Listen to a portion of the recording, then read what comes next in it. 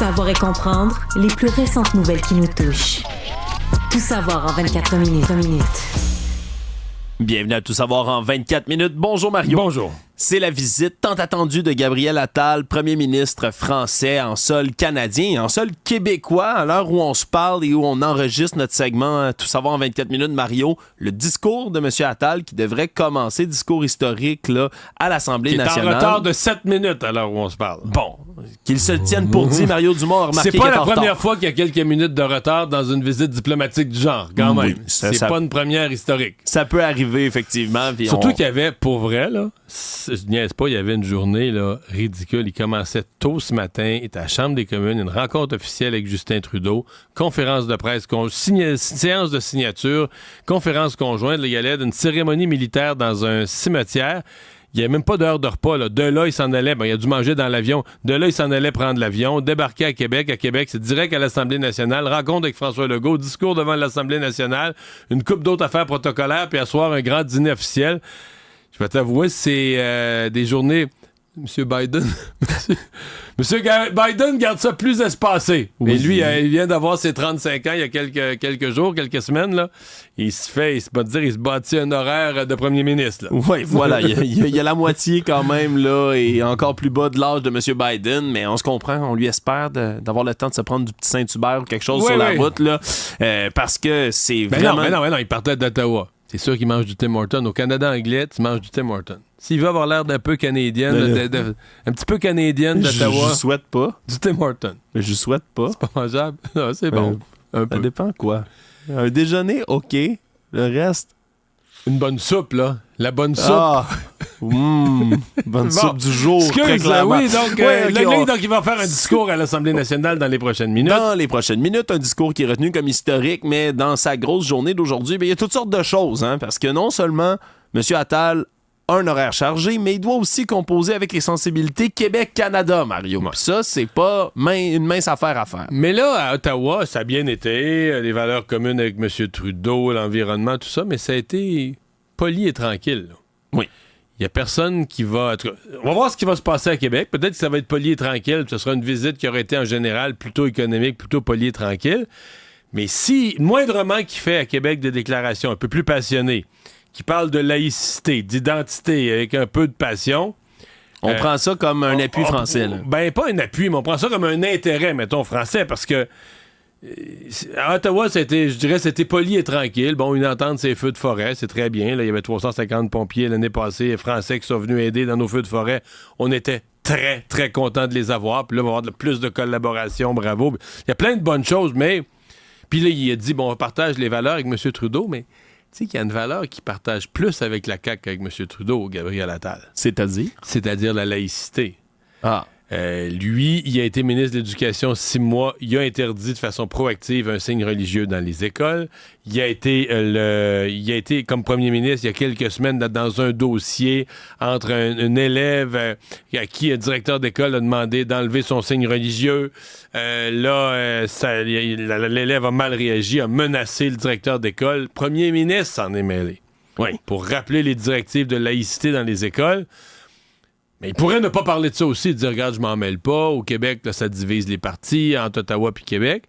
Mais il pourrait décider de faire une fleur à François Legault puis à la CAQ puis de parler de laïcité. C'est ça qu'on va surveiller. Là. Oui, c'est ce qui va être à voir parce que plus tôt aujourd'hui, quand il était à Ottawa, il a ramené les termes qui avaient déjà été dits, là, la posture historique de la France, là, c'est-à-dire non-ingérence, non-indifférence. C'est-à-dire, on n'est pas indifférent à tout ça. On s'intéresse à l'histoire du peuple québécois, mais on ne s'ingère pas, on se mêle pas des affaires politiques pour ou contre le référendum sur l'indépendance. On n'est pas mêlé à ça. Voilà. Et donc, on froisse pas Ottawa, mais on est amis de nos descendants, mettons, qui sont rendus au Québec. Là. Voilà. Et de nos cousins. Ça va être à écouter. Il y avait des annonces économiques aussi qui étaient aux alentours de tout ça, entre autres, mais c'est le fameux CETA, hein, l'accord de libre-échange avec l'Europe, qui était au cœur de toutes les discussions. Parce qu'en France, je rappelle qu'on a décidé de ne pas ratifier, là, pour l'instant, cet accord-là. Ouais, le Sénat. C'est juste le Sénat qui a voté contre, dans un vote qui avait l'air plus pour, disons, calmer la colère des agriculteurs, puis de ceux qui sont anti toute forme d'accord international, là, qui sont pour un certain isolationnisme. Là. Un protectionnisme assez intense, merci. Ouais, c'est ça. Mais... Parce qu'il y en a de la grogne dans le milieu agricole, en France particulièrement, en ce moment en Europe, mais sauf que les chiffres que Gabriel Attal a donnés ce matin, même dans le dossier où ils sont le plus nerveux, le dossier du bœuf, la balance commerciale Canada-États-Unis est favorable à la France. Oui, absolument. Il envoie plus de produits de bœuf ici qu'on a... C'est marginal. Puis dans les deux cas, c'est pas des grosses parts de marché, c'est des petits chiffres, mais quand même. Puis dans l'ensemble du secteur agricole, il envoie des fromages. Fait que tu sais, c'est pas... Le vote là, est aucunement justifié par les chiffres. Dès que tu regardes les faits, tu te rends compte que le vote des sénateurs était juste sur des perceptions. Oui. Puis je pense que Emmanuel Macron, Gabriel Attal, le parti qui est au pouvoir en France veut que cette entente-là se poursuive. Parce que c'est pas une entente, c'est vraiment bizarre. C'est une entente qui est en vigueur depuis 6-7 ans, là. C'est juste qu'il reste des votes de Parlement pour l'avaliser de façon finale. Depuis le 21 septembre 2017, ça dure. Là. Puis c'est en vigueur. Non seulement en vigueur, mais en action dans des champs qui sont assez stratégiques. Merci, parce qu'il y a un volet de cette entente-là qui est sur tout ce qui est minerai critique. Là. Tout ce qui est utilisé pour de l'armement, des technologies de fine pointe. Les autos électriques. Du lithium, qu'on a beaucoup ici au Canada, et dont, dans l'Union européenne, particulièrement en France, on s'approvisionnait où avant pour ça? En Russie. Là, il y a une guerre. On veut mettre toutes sortes d'embargos économiques vis-à-vis de la Russie. On veut arrêter d'acheter leurs produits. On se tourne vers le Canada. Fait que c'est bien mieux d'avoir un accord de libre-échange dans ce temps-là pour être capable de transiger des matières comme celle-là.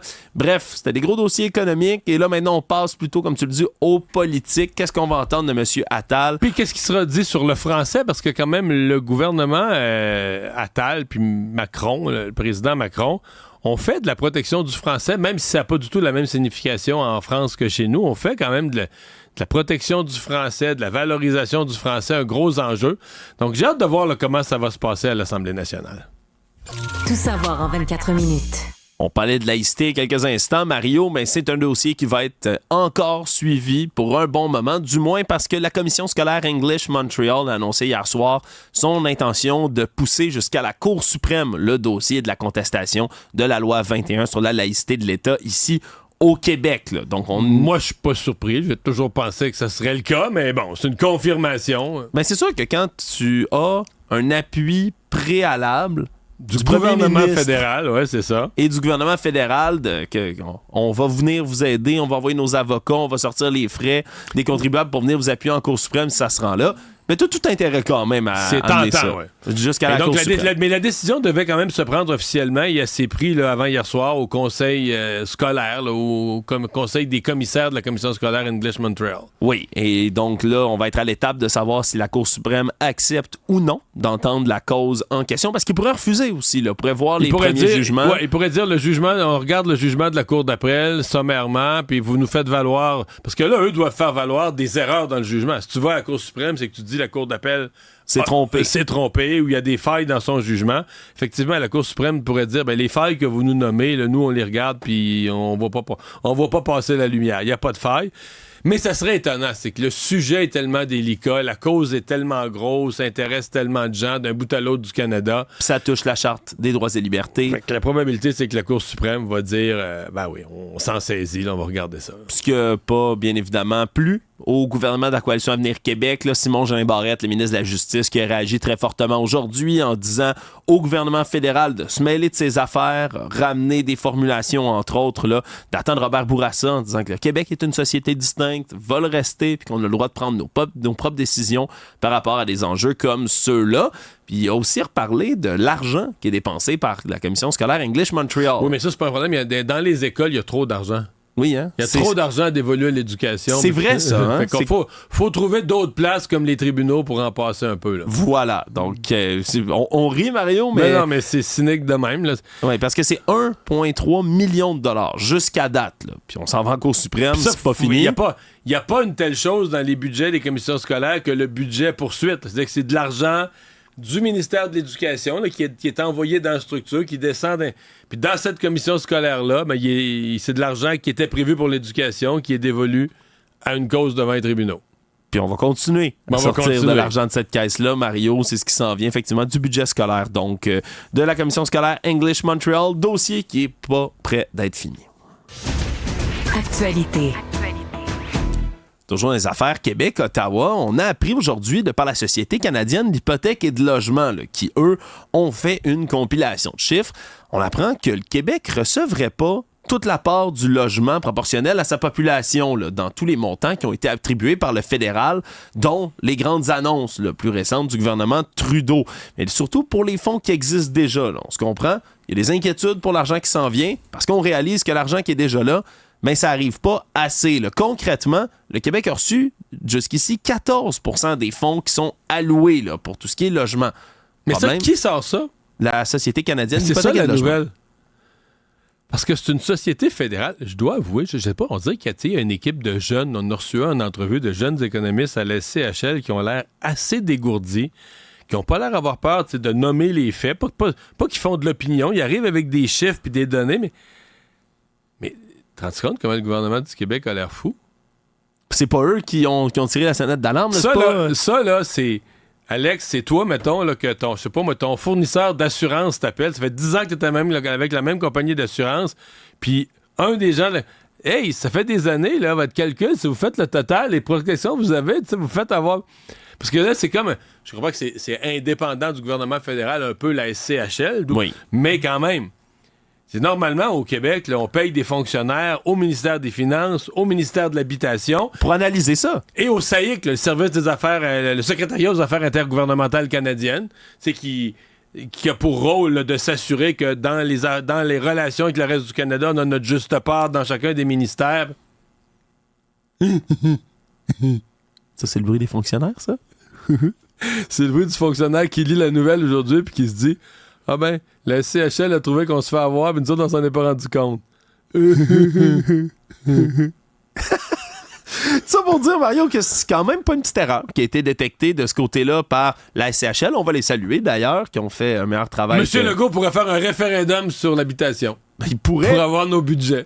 C'est le Québec, 23% de la population canadienne, c'est 14%. C'est plus 23. Hein, ça baisse tellement vite, faut se mettre à jour, c'est rendu à 22. C'est vrai? Puis je te préviens, descendu là? Oui, non, mais c'était 22 points... Parce qu'on disait 23, c'était 22,5, mais en 2-3 ans, là, c'est passé à 22,3, 22,2, 22,0. Et je t'annonce tout de suite qu'en 2025, ça va être 21,8 ou 21,9. Probablement 21,8. Ça baisse, c'est pas croyable. Tu sais, parce qu'on dit au Québec, on reçoit beaucoup d'immigration, mais...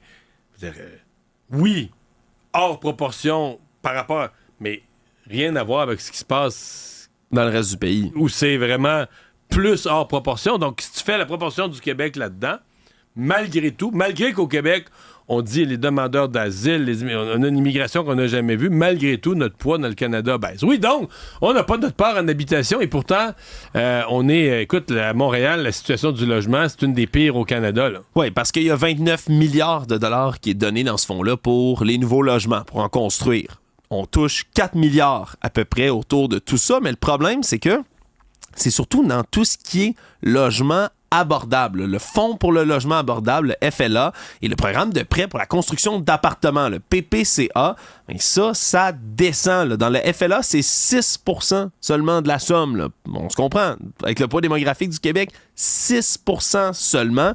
Puis après ça, si on fait une comparaison, en Ontario, ils ont au-dessus de la moitié du fonds. Là. Eux vont toucher là, au-dessus de 4,1 milliards de dollars là, dans ce cas-ci. Ça veut dire que c'est l'Ontario qui ramasse la grosse pointe de la tarte. Oui. Probablement qu'il y a d'autres provinces. C'est pas juste le Québec là, qui a pas sa part si l'Ontario en a autant. Voilà. Donc, c'est quand même des chiffres qui sont intéressants. Puis j'ai hâte de voir quelle va être la réaction politique autour de tout ça. Il y a le Bloc québécois qui a déjà dénoncé haut et fort là, cette chose-là. Mais reste à voir les réactions du Québec, les réactions de M. Legault. Référendum en logement, Mario? Tu vas peut-être lui donner une idée. Tout savoir en 24 minutes.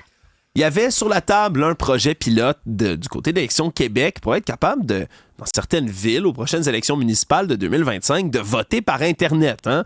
Mais tout ça, ça vient avec des enjeux de sécurité extrêmement grands. Et malheureusement, ça a été annoncé aujourd'hui par Élections Québec. Tu vas te souvenir, parce que c'est toi qui les avais convoqués à l'émission. On avait reçu, tu sais, nos gens, là, on leur a parlé souvent, tu sais, du Hackfest, là, tout ça. Ben oui, Patrick Mathieu et autres. Qui sont des spécialistes du hacking, mais qui s'en font une spécialité pour protéger la société. Donc, ils sont, comme on dit, du bon côté de la force, là, du côté clair, du côté lumineux de la force.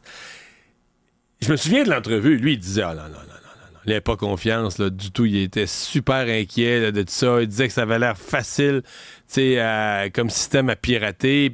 Parce que si tu fais pirater ton système de votation pendant un vote, c'est difficilement réparable. Oui.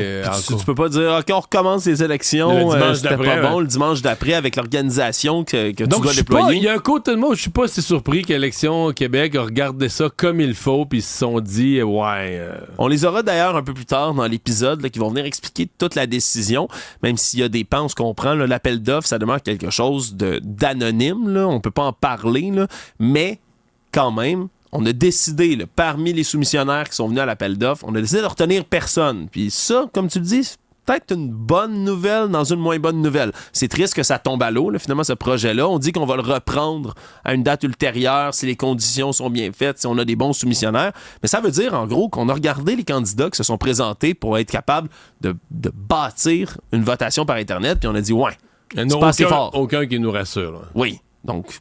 Une bonne nouvelle dans une mauvaise. On avait une firme extrêmement réputée au Canada dans ce domaine-là, mais ils ont truqué les élections à Donald Trump. Dominion? Ouais. C'est vrai, ils ont truqué. Ça a été dit à Fox News. Ah ben non, c'est vrai. Ouais. J'hésiterais à dire ça, j'ai pas le goût de me faire poursuivre. Ça leur a coûté 500 millions pour se dédire, là. Hein? Ouais, c'est ça. Poursuivre. Dominion, c'était une blague. Ne poursuivez pas Cube Radio pour 1 milliard, s'il vous plaît. C'est ça, 500 millions que ça a coûté à Fox. Ouais.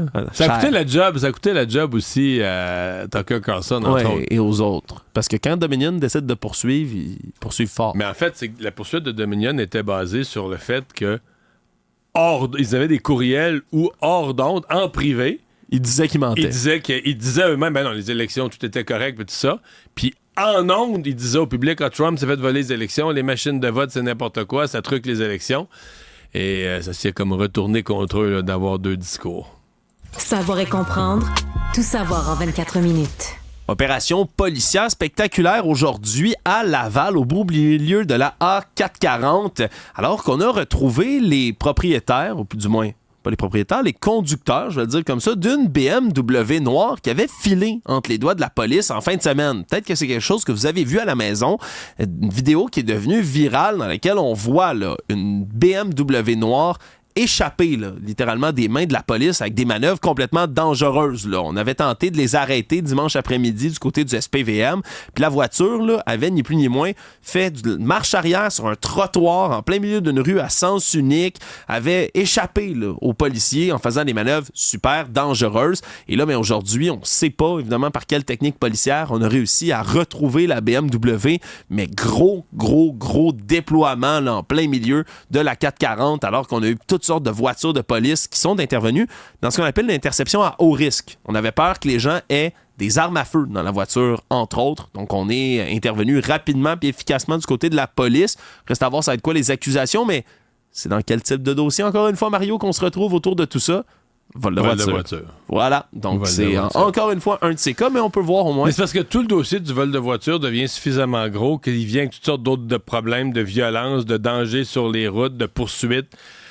Qui là, parce qu'on ça défait toute la rhétorique que le vol de voiture, c'est un crime sans danger, sans violence, ça fait pas mal à personne, c'est juste du matériel, les assurances ça repayent ça. Quand tu laisses un crime prendre des proportions dans ta société, il n'y a rien de sain qui en découle. Là. Économie. Quand il y a un sondage sur les habitudes alimentaires qui sort, Mario, je suis toujours interpellé. Puis cette fois-ci, particulièrement parce qu'on parle de mon repas préféré dans la vie de tous les jours, le déjeuner. Toi, tu déjeunes toujours? Moi 7 jours sur 7? Moi, je peux pas partir ma journée là, si j'ai pas pris un bon déjeuner. C'est fou, hein? Je suis pas... C'est quoi un bon déjeuner? Moi, dîner, souper, c'est un peu facultatif, mais déjeuner, là... Mais oui, là... Prends-tu le temps de faire des œufs? Des œufs. Des œufs de la viande? Matin, là, mais pas nécessairement de la viande, mais des œufs tous les matins, des œufs, des toasts, là, pour moi, c'est comme un incontournable. Okay. Mais c'est assez intéressant ce que sort, entre autres, là, le sondage de Cradle, qui est mené pour le toujours intéressant laboratoire d'analyse agroalimentaire de l'Université d'Alousie. Là. On reçoit très souvent le professeur Sylvain Charlebois, un peu partout dans les médias, qui a d'ailleurs commandité là, ce sondage en question, qui voit en sorte que il y a 5% des Québécois qui mangent jamais le matin. Jamais le matin. Moi, je suis pas là-dedans. déjeuner. Non, tu t'es moi, je fais le jeûne intermittent. Je mange généralement pas. Mais à la fin de semaine, je déjeune tout le temps. À la fin de semaine, je déjeune 19 fois sur 20. Oui, Je suis à la maison, bon je me déjeuner. lève, moi, je me lève moins tôt. J'ai le temps de faire déjeuner avec ma blonde. Des fois, on va se faire ça, des petits œufs, petit jambon. On va prendre le temps. Là. Mais à l'heure où tu te lèves le matin, Ben t'as moi, pas faim. c'est pas juste ça. Là, c'est que c'est une des façons. D'abord, il y a beaucoup de gens qui prônaient ça, des cardiologues et autres, que c'est bon. Je sais que pour les gens qui font pas le jeûne intermittent, c'est un mystère. On t'anime le matin à 10h à la TV, t'as le ventre vide depuis 7h la veille au soir. Oui, absolument. T'as pas faim? Non, zéro. La faim, c'est ce qu'il faut pas. Je pourrais pas, mettons, manger à 7h le matin une framboise. Non, ça Parce c'est que là, terrible. je viens de partir mon système salivaire, mon système digestif, et là, je vais vouloir manger mon bureau. Là, tu comprends? Oui. Mon écran d'ordi. Parce que là, Ce serait dommageable mais pour LCN. oui, mais tant que tu manges pas, Ça va. t'as pas faim, puis t'as une en fait, j'ai plus d'énergie en ondes les matins. Parce que des fois, je déjeune exceptionnellement, mais j'ai plus d'énergie en ondes quand je mange pas que quand je mange. Mais là, tu vois, ça fait en sorte que tu te classes pas nécessairement dans ta tranche d'âge. De jamais. Non! Parce que Parce que c'est les jeunes qui déjeunent pas. c'est les jeunes qui déjeunent pas. Puis c'est ce qu'on apprend particulièrement là-dedans, là, la génération Z. Là, donc tout le monde qui est Ouais, entre mais je suis 97 2005. T'es jeune, Mario. À ma façon. Il y a encore des gens qui vont t'appeler toujours le jeune Mario Ah oui, Dumont, oui. hein, le petit Dumont. Ça, c'est comme éternel. Hein? Ça se passe, là. Ça se passe, oui. Avec les années, ça devient peut-être mieux de se faire appeler comme ça pour toi. Écoute, entre 97 et 2005, les jeunes qui sont nés dans ces années-là, on parle de 19% qui prennent rarement le temps de déjeuner. Là. Pour les autres catégories d'âge, on est à 10%. Là. C'est presque du double là-dedans pour les jeunes donc qui déjeunent Mais pas en le fait, matin. toute l'échelle des âges, plus on est jeune, moins on déjeune. Voilà. Hey, c'est bien. Tu vois, Ouais, c'est un non, bon mais slogan. ça rime, là, mais c'est ça quand même. Plus on est jeune, moins on sort pas là à prendre de l'importance. Il y a plus de jamais, puis il y a plus de rarement là, chez les jeunes. Voilà, c'est ce que ça révèle. Puis une autre donnée qui est assez intéressante, merci. Les jeunes sont 2 fois moins nombreux à boire du café que les générations plus jeunes, plus vieilles. Là, je suis surpris, il me semble que Moi les aussi. jeunes. Les jeunes prennent du café, il me semble. Ça a l'air que non. Là, Ben, c'est ça a l'air que non. Mais est-ce que les jeunes. Parce que là, moi, je déjeune pas consciemment, ou tu sais, c'est. Pour arrêter de grossir notamment, là. Pour contrôler mon poids, dis-je. Voilà. Bien dit. En fait, initialement, c'était pour perdre un peu de poids. Ah. Puis à un moment donné, je me suis rendu compte que j'en perdais pas, mais que ça avait pour effet que j'en prenais plus. Puis je me suis dit, il faut au moins récolter le bénéfice qu'on a. J'en prends plus, voici le bénéfice. Mais donc, j'allais dire, est-ce que le sondage dit, est-ce que les jeunes prennent pas le déjeuner dans une conscience de faut manger moins, le repas, ou est-ce que c'est juste parce qu'ils sont pas levés? Ouais. Ou qu'ils n'ont pas le goût de manger, ils se lèvent trop tard? Il y a un peu de tout ça Ah là-dedans. Il y en a qui veulent tout simplement pas se lever. Il y en a pour qui ça rentre pas le matin. Hein. C'est la nourriture, ça rentre pas, ça passe Tu pas. sais, quand t'as le cœur, ça flotte, ça peut être le signe de d'autres choses aussi, là. Ça peut être le signe que t'es une personne dont le métabolisme est lent le matin, mais ça peut être signe que t'as consommé la veille et t'as pas le goût de manger en te Tu es en levant. train de dire que les jeunes cégepiens universitaires sont ça à brosse, Mario? Mais s'ils font ça, c'est une erreur. Il faut manger le lendemain. Oui. Beaucoup. Gras. Ça fait du bien, ça. Ah ouais, faut mettre du solide dans l'estomac, là. Où tu laisses pas le liquide balloter. Le liquide de la veille qui ballotte dans l'estomac, c'est pas bon. Envoyez-y une éponge, là. À garder pour plus tard, Mario. Chronique, hangover, comment gérer ça? Je pense qu'on aurait 2-3 trucs à donner. Bon conseiller, ouais. Le monde. C'était évidemment l'énorme nouvelle médiatique ce matin, le décès d'un Américain qui a marqué les esprits pour les bonnes et pour les moins bonnes raisons. O.J. Simpson, vedette du football, mais également un homme criminalisé là, dans sa vie qui a été retrouvé mort aujourd'hui, décédé à 76 ans d'une bataille contre un cancer de la prostate. C'est sa famille ce matin qui l'ont annoncé. Et là, ben, ça a ramené aujourd'hui toutes les images célèbres hein, de O.J. Simpson. La poursuite du Bronco blanc, les gants qui ne fitent pas tout à fait. Ouais, exact. Le procès du siècle dans lequel il s'est retrouvé et qui l'a trouvé innocent d'un double meurtre là, de sa femme et d'un autre individu. Au terme du procès le plus médiatisé de l'histoire, j'allais dire des États-Unis, mais probablement du monde, là. Un procès en direct, là. Hein. Ouais. C'est pas compliqué. T'avais, je sais pas combien il y avait d'humains sur Terre à l'époque. Là, mettons 6, là, tu devais avoir 3 milliards de jurés. Tout le monde avait son opinion, tout le monde suivait les détails tous les jours aux nouvelles ou des fois en direct. Il y a des gens qui suivaient ça en direct, là, qui se scotchaient là, devant la télé, suivaient le procès comme s'il était un juré pour vrai. Là. Un procès avec une équipe d'avocats absolument phénoménaux. Là. On va retenir ça aussi là, dans l'histoire. Là. Johnny Cochrane, qui est mort depuis ce temps-là, mais qui avait donné toute une défense, le gant, justement, qui ne rentrait pas sur sa main, ou du moins... La phrase, là, on me l'a rappelé aujourd'hui, la phrase, il avait dit « If the gloves don't fit, you must acquit ». Exact. Une phrase Si les gants rentrent pas bien, vous devez l'acquitter, mais en plus, en anglais, ça rime. Voilà, donc un procès historique, et O.J. Simpson qui avait été avant ça, une vedette aussi de la Ligue nationale de football aux États-Unis. Donc, son décès aujourd'hui, ça a ramené toutes sortes de souvenirs parce que, qu'il l'ait voulu ou non, il a été un pan important de l'histoire américaine. Résumer l'actualité en 24 minutes, c'est mission accomplie.